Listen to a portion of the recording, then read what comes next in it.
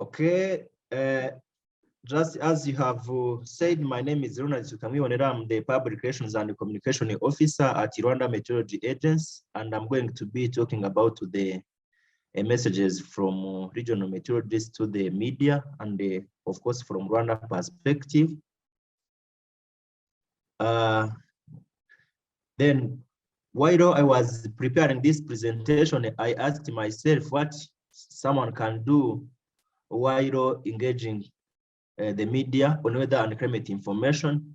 First of all, some of our colleagues have talked about this earlier.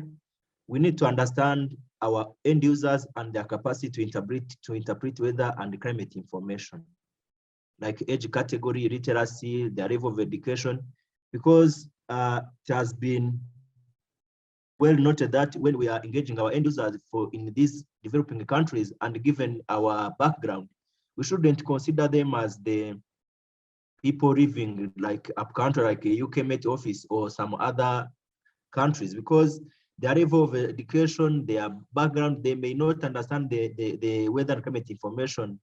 So we need to put it in simple language so that the people at grassroots level, let's say people at up country who are farmers, can understand the weather and climate information. We need also to understand the communication channels which can reach our target audience. For example, radio has proved it to be the effective communication channels when we are informing we are informing people from rural areas, because when we issue the weather forecast, for example, and you issue the bulletin on national television, people from, for example, here in Gakenke or some far country, some far districts, they may not be able to see this information. Yet at the end of the day, the information affects them in one way or another. Then TV stations can be an appropriate channel when we are informing to people in urban areas and these people who are advanced, but also in rural areas. SMS can also be a dissemination channel for some people who are advanced. Like for us, we issue the SMS on some selected individuals from local administration, like district mayors, director of agriculture, secretary, executive of sectors. So it's always good to segregate our communication channels based to the audience and the target you want to, and the target audience wants to reach.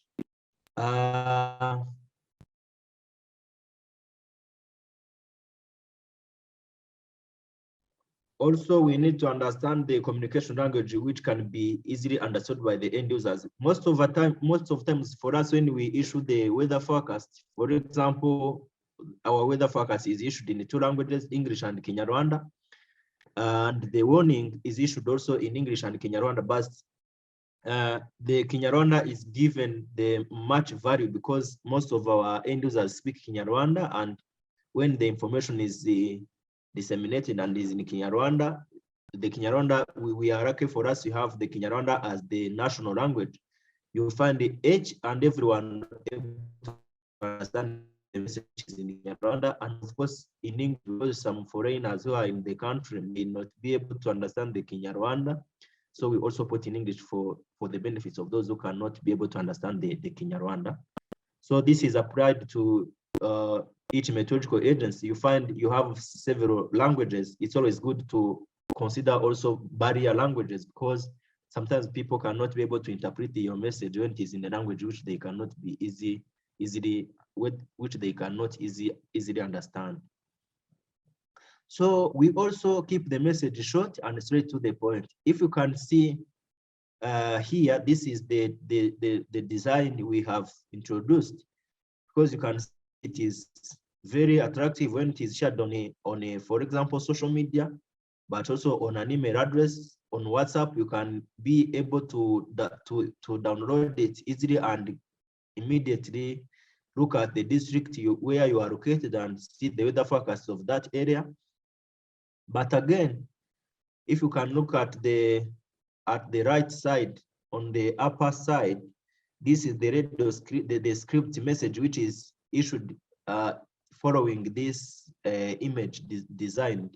This is the radio script. We came to realize to introduce this script after we have had discussions with the journalists, and they told us when they are seeing this image, they cannot be able to interpret it easily and get what to tell the audience. But when it is accompanied with this short text, they can be able to say, for example, on this day, the weather is the rainfall is expected in this province. The wind range is ranging. The wind will be ranging between 2 and 2 meters per second and 4 meters per second.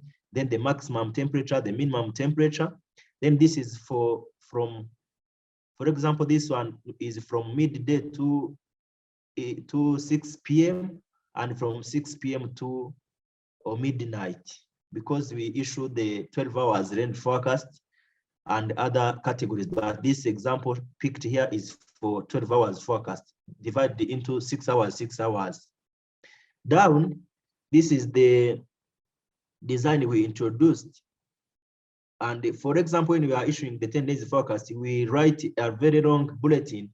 But when you try to design this short message with the map and key takeaway message from the 10 days forecast, this has proved to be an effective dissemination when it comes to social media. You find some people, even it is a big number of people who have posted this on their WhatsApp status, and this increased the reach of the message.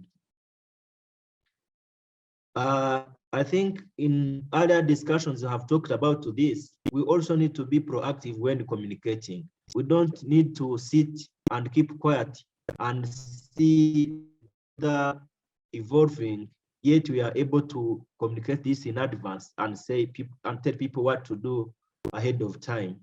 It's always good to communicate any weather changes anticipated before the media come seeking for interviews.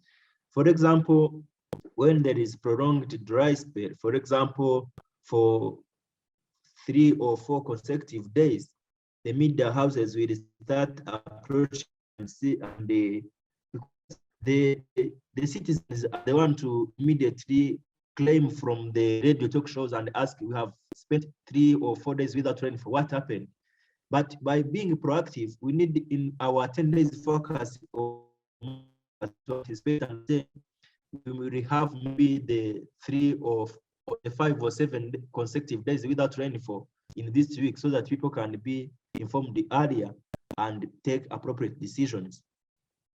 You may do this by, for example, issuing a press statement. You can, when the event is significant, like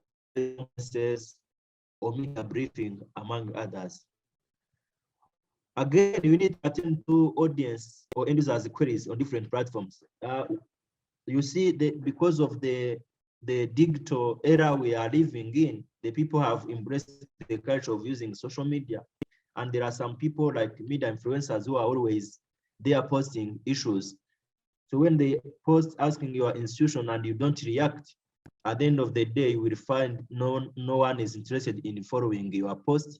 But when someone asks and you respond immediately, people will believe and trust this institution and believe that it is sharing the information on the time. So it's good to react when we have something to respond to. This was earlier discussed. We need to avoid scientific jargons. For example, when you say the rainfall expected is 100 millimeters, we can explain millimeter. What does millimeter mean? For us, we have been explaining this in different workshops on radio stations. We try to demystify and maybe tell people 1 millimeter is equal to 20 liters water dropped on the area of square meter. At least when you say 60 millimeters, at least someone will be able to understand it's like 3 gel cans of water which were dropped on the area of square meter. At least they can compare and see that the expected rainfall will be the huge amount of rainfall is expected. We can maximize benefits from mobile penetration on the social media. This is what I've been saying. We can design the messages to share on email address, radio stations, but also be able to to design some messages which can be appropriate to different social media. And we need to keep in mind that visual content is always good when it comes to social media. We have also talked about this, build the capacity of journalists to understand and interpret weather and climate information. Some of our met institutions, we tend to believe that our key end users are farmers or other, and not give much value to journalists. Yet journalists are the intermediaries. These are people who can help us to pass the message to our end users, so they are intermediaries. So when we are doing our plans, it's always good. Can you hear me? I can hear you. Okay, I had received the notification that my internet is weak. So we tend to believe that the journalists are of less value. Yet when we are planning